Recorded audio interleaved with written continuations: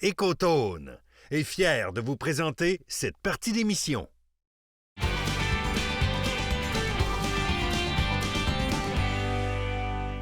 Avec les soirées au flambeau, ces temps-ci, vous êtes beaucoup à nous demander « Martin, quand je pêche le petit poisson, ça la glace, je peux mettre quoi d'autre qu'un verre? » Ben, il n'y a rien de mieux que de demander à ton marchand coton. Phil, comment ça va? Hey, bien, toi? Ça va super bien. Puis tu as répondu à l'appel parce que, écoute, t'en as des options là, pour pêcher avec du rubber ou autre chose que de l'appât naturel. T'as amené des cannes, t'as amené pas mal de setup. Puis je te laisserai commencer avec les cannes parce que c'est une première question qu'on a. J'achète quoi? Yes, ben en fait, avant de commencer, là, tout ce que j'ai amené, c'est pas mal du stock pour pêcher. On va parler soit de la truite mouchetée ou toutes les petites espèces comme la perche chaude, toutes les espèces de crappie, donc crapet soleil, ainsi de suite. Mais sache que toutes les leurres que là, on peut juste aller dans du un petit peu plus gros, puis on va pouvoir s'adapter à des espèces qui sont beaucoup plus grosses que de la mouchetée, par exemple. Et on y reviendra tantôt, mais la majorité des choses que je vois là, c'est toutes des choses avec lesquelles je pourrais pêcher l'été autant que l'hiver. Exactement, exactement. Donc, canne à pêche. Ici, j'ai amené deux modèles. En fait, j'ai amené dans le Berkeley le modèle Cherrywood, puis j'ai amené aussi dans le Quantum une Glacier.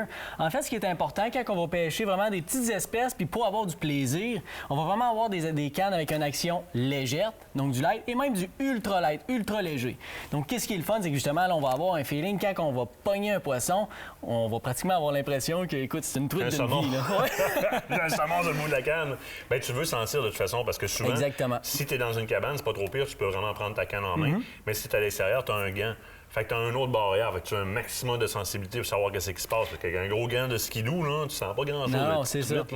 Puis en même temps, bien, avec la grosseur de leurre qu'on va utiliser, il faut vraiment avoir des cannes qui sont très, très, très légères. Comme là, justement, sur celle-là ici, ou sinon avec des petites têtes de jig, eh bien, c'est des leurres qui sont quand même très, très, très légers. Donc, un 64e d'once, un 32e, un 16e. Ce que tu as en main présentement, c'est quelque chose qui est très recherché, puis les gens, souvent, n'ont pas ça dans leur coffre. Ce sont des petites têtes de jig de NXS qui sont parfaite, entre autres, pour aller avec tout ce qui est Power Nymph et ces petits leurres souples. Vous me demandez souvent quelle grosseur de tête de jig, c'est combien d'onces, ça, là? Ça, ici, écoute, c'est 1,32, c'est vraiment petit. 1,32e d'once, donc c'est vraiment tout petit. Et c'est ce que ça prend pour aller en finesse avec ce genre de leurre-là. Fait que c'est tout à propos. Alors que ce que tu as là, on l'a vu dans l'émission souvent, les Johnny Darter, les Jigging Rap, Jigging Rap, Puppet Minnow, écoutez, toutes les compagnies en ont, c'est vraiment une imitation de petits poissons. Puis avec la manière qui est faite avec sa queue, qu'on vient pour remonter rapidement, écoute, ça a vraiment une action qui, je vais appeler folle dans l'eau. Puis quand il redescend, justement, là, ça fait des grands tourbillons comme un poisson qui est mort, un poisson qui va tomber dans le fond de l'eau. On pêche 365 jours par année avec ça, là. 365 jours par année, multi-espèces, c'est ça qui est le fun avec ces leurres-là. Puis ce qui est trippant, bien, justement, quand tu parles de multi-espèces, juste là, on a un bon exemple. T'en as quand même un petit peu plus gros sur ta canne.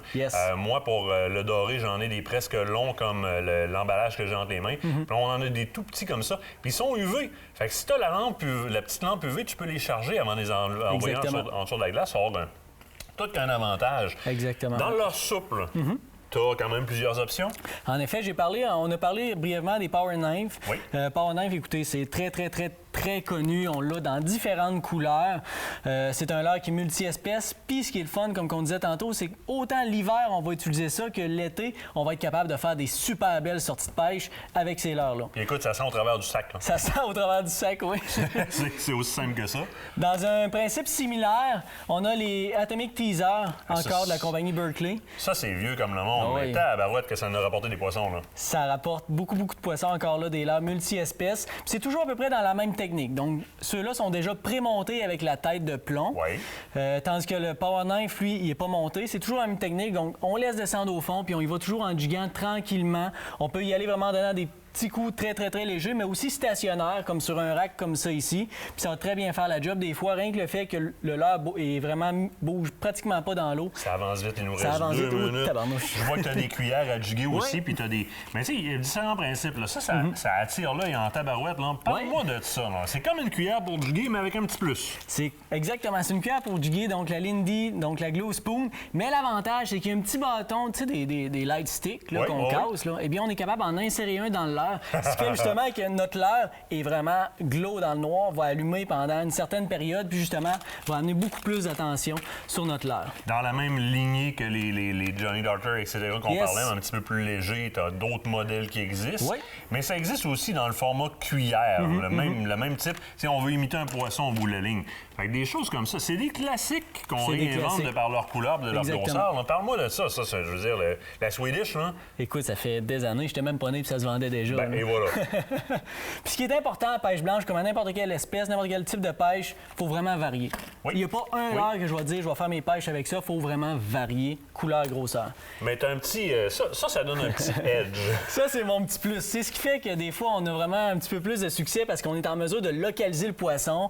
Donc, avec un sonar, ce qui est le fun, c'est qu'on est en mesure de localiser le poisson, la profondeur, température d'eau. Puis quand on vient pour jiguer, on est capable de savoir si le poisson réagit ou non au leurre qu'on utilise. Puis à toutes les années, on envoie débarquer ces lacs avec une sonde d'été, mettre ça dans le trou. Voyons, ça marche pas.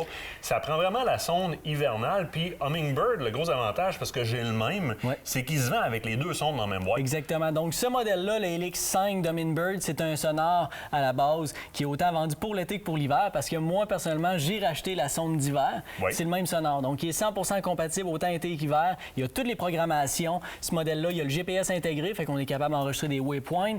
Fait que c'est vraiment plaisant, là. Donc, le Helix 5 d'Humminbird. Tant qu'à commander ça n'importe où, puis excusez-moi, mais vous mêlez complètement à essayer de configurer ça puis ça fonctionne pas, allez, je vais te marcher un coton. En même temps, on va vous montrer comment ça fonctionne pour vous faire acheter les bons leurres. Phil, un gros merci. On se quitte dans une pause. L'autre bord de la pause, parcours d'initiation à la chasse au petit gibier dans ces parcs Laurentides. Ça va être pas mal trippant, ça.